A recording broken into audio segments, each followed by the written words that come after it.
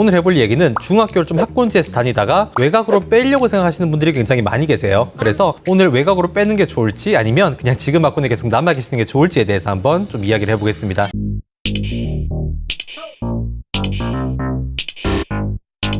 자, 지금이 고등학교 선택 시즌입니다. 그렇기 때문에 고등학교 선택에 대해서 다들 고민을 많이 하고 계실 건데요. 거기에 대해서 도움이 된 이야기 한 가지 좀 들어보려고 오늘은 카메라를 켰습니다. 아마 고등학교를 선택하실 때 있어서 학군지에 계신 어머님들은 좀 외곽으로 빼는 게 낫지 않을까 고민들을 많이 하실 텐데요. 아무래도 학군지 고등학교들은 내신을 따기가 좀 많이 불리하기 때문에 좀 적당히 외곽 학교로 빼서 성적을 챙기는 전략들을 다들 한번 지금 고민을 하시는 것 같습니다. 그런데 또 막상 그렇게 하려고 하면 좀 무서운 게 있습니다. 외곽으로 고등학교를 뺐는데도 성적이 너무 안 나와서 이럴 거면 그냥 좋은 고등학교에 계속 다니면서 학생부 종합을 준비했으면 차라리 더 대학을 잘 갔을 텐데 라고 후회하시는 분들도 저한테 상담이 굉장히 많이 옵니다. 그래서 이런 사례를 주변에서 많이 접해보신 어머님들께서 고등학교를 빼고 싶긴 빼고 싶은데 저렇게 실패한 사례를 보니 또 막상 빼기 너무 겁나서 고민하고 계신 분들이 굉장히 많은 것 같습니다. 그런데 사실 중학교도 컨설팅을 해보고 고등학교도 컨설팅을 해본 입장에서 학군지 중학교를 다니다가 외곽의 고등학교를 뺐을 때 성적이 떨어진 아이들은 사실 공통점이 있습니다. 일반적으로 학군지 고등학교에서 상위 20% 정도를 했다고 하면 비학군지 고등학교로 가면 한 상위 10% 정도는 해야 되거든요. 그런데 이렇게 못하는 학생들의 공통점들이 분명히 있고요. 이 공통점들을 미리부터 알고 대비하신다고 하면 사실 비학군지 고등학교로 가시더라도 기대했던 성적을 받으실 수가 있습니다. 그래서 오늘은 성적을 제대로 받지 못했던 비학군지로 진학한 고등학생들의 공통점을 한번 살펴보고요. 저희가 그걸 경험하지 않으려고 하면 어떤 식으로 좀 미리부터 준비를 하면 될지 알아보도록 하겠습니다. 그래서 오늘 내용을 끝까지 한번 들어보시고요.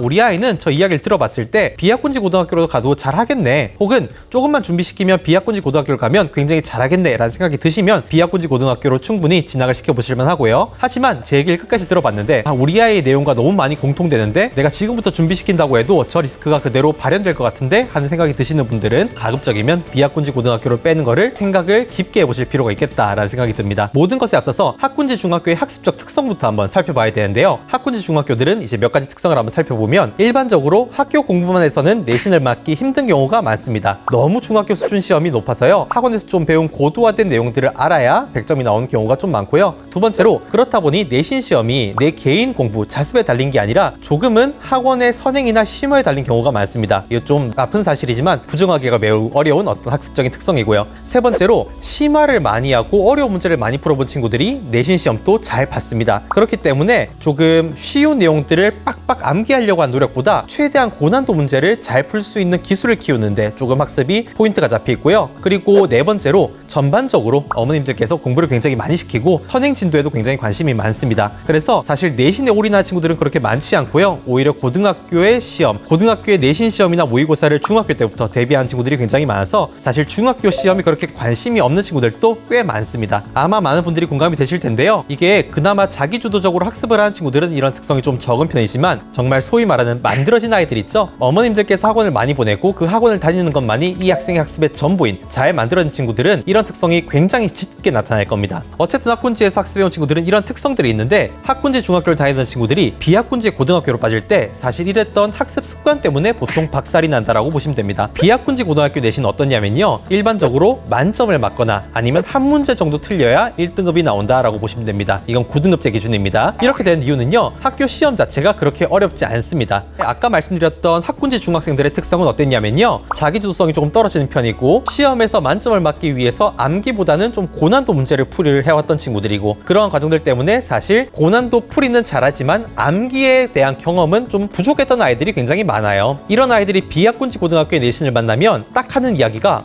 문제 너무 쉬워. 진짜 대부분 다 알 것 같아. 그런데 내가 한두 문제 실수해버렸어. 그래서 내가 점수가 좀 낮게 나왔어.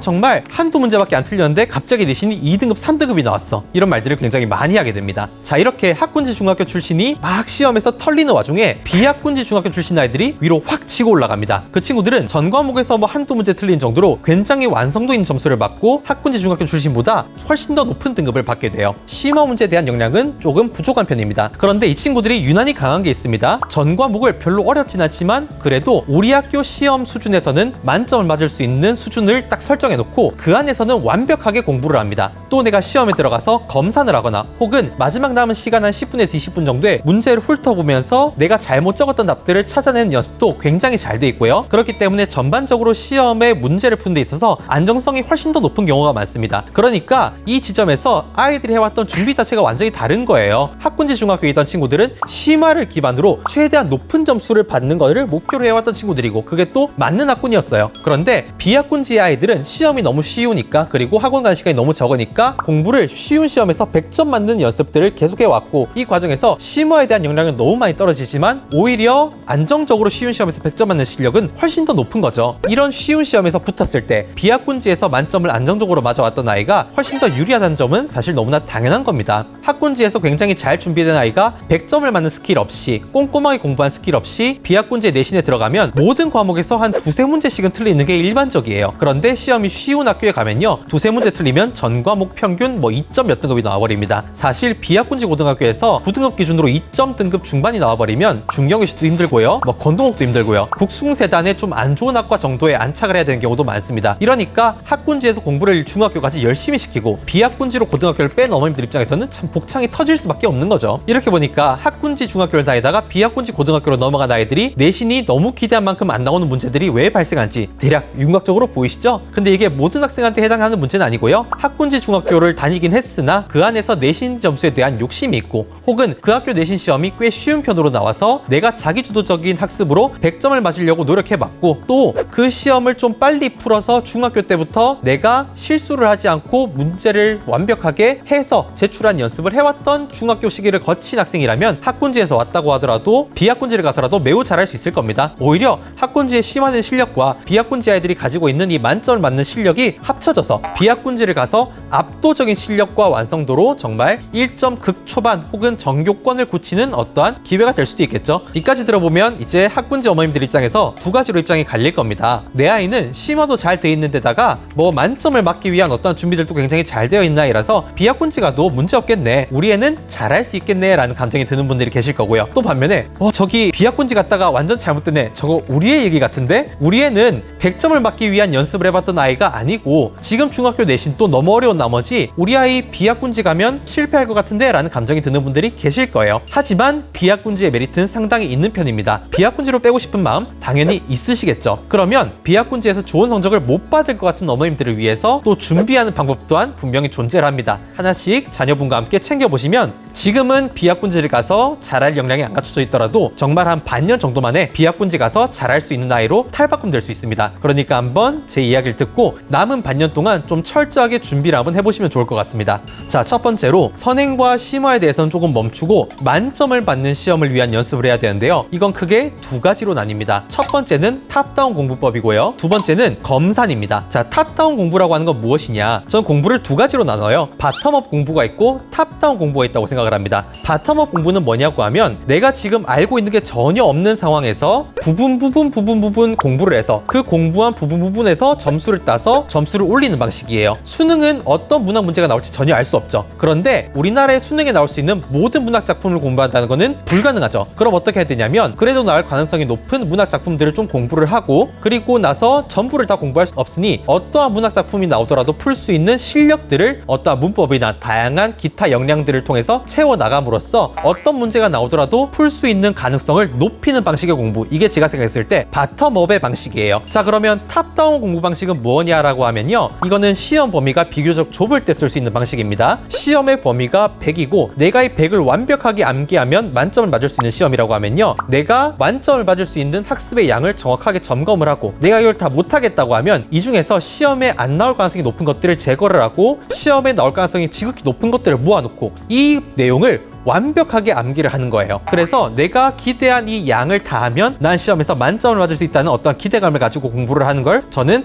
탑다운의 학습 방식이라고 생각을 합니다. 학군지 중학교와 고등학교 학습 방법은 뭐냐라고 하면 사실 바텀업의 방식인 거죠. 그런데 비학군지 중학교와 고등학교 방식은 뭐냐라고 하면 탑다운 방식인 겁니다. 그럼 우리 아이들은 지금부터 탑다운의 방식에 익숙해져야 되는 거예요. 자, 그러면 지금부터 비학군지의 내신을 대비하는 아이들은 전부 다 탑다운의 방식을 익혀야 되는 겁니다. 문제를 푸는 시간을 줄이고 암기한 시간을 늘리셔야 됩니다. 그리고 두 번째로 내가 긴 교재를 보고 이 중에서 시험에 나올 부분들을 최대한 선별해서 요약할 수 있는 연습을 해야 되는 거예요. 그래서 권하는 방식은요, 고등학교 교과서 한 권을 얻으세요. 혹은 고등학교 참고서를 한 권 사세요. 그 다음에 일반적으로 시험 범위가 사회탐구나 과탐 같은 경우는 한 80쪽 정도 될 겁니다. 그러면 이 80쪽을 보고요, 내가 시험에 나올 수 있는 내용들, 시험에 나올 가능성이 아주 높은 부분들을 다 발췌를 해서 나만의 암기 노트를 만드는 거예요. 그 다음에 이 암기 노트를 정말 완벽하게 100% 백지 암기해야 됩니다. 그래서 내가 어떠한 시험을 마주하더라도 그 시험의 범위만 정해져 있으면 아주 효과적으로 노트를 요약하고 그 요약한 내용을 빠르게 암기하고 이걸 가지고 완성도 있게 시험 문제를 풀어내는 연습을 해야 되는 거예요. 이것들을 고등학교 교재로 연습을 하다 보면 내가 고등학교에 가서 실제 시험 기간을 마주했을 때 이 방식을 그대로 적용해서 내신을 완벽하게 챙길 수가 있습니다. 자, 그리고 두 번째, 검산을 하는 방식을 좀 잘 학습해야 된다. 혹은 시험에 풀고 남은 시간 동안 기타 점검하는 방식을 많이 익혀야 된다라는 말씀을 아까 드렸어요. 비학군지를 가면 정말 실수가 치명적입니다. 문제가 너무 쉬운 만큼 실수란 족족 점수가 다 까여버리고 등급이 까여버려요. 그럼 어떻게 하느냐? 시험에서 실수를 최대한 적게 하는 방법을 연습을 해야 되는 건데요. 수학으로 치면 검산이고, 그리고 기타 과목으로 치면 점검입니다. 자, 지금부터는요, 내가 문제집을 풀더라도, 내가 어떤 시험을 풀더라도 마지막 10분은 점검하는 시간을 가져야 되는 거예요. 그런데 그 점검을 널널하게 하는 게 아니라 내가 기필코 내가 잘못한 부분이 있다면 찾아내겠다라는 어떠한 치열한 마음으로 검산과 점검을 해야 되는 겁니다. 이 과정들이 반복되면 어떻게 되냐면요, 정말 실수가 극단적으로 줄어들게 되는 거예요. 오늘 학군지 중학교에서 비학군지 고등학교를 관련 친구들에 대해서 이야기를 좀 많이 해봤어요. 이런 시인에 대한 학습법이 있다는 것 정도를 알게 되는 좋은 영상이었으면 좋겠고요. 또 궁금하신 점들은 댓글로 달아주시고 저도 열심히 봐서 답장 드릴 거고요. 또 다양한 영상 주제 추천도 남겨주시면 제가 잘 연구해서 다음 영상으로 돌아오도록 하겠습니다. 이번 영상도 시청해주셔서 감사합니다.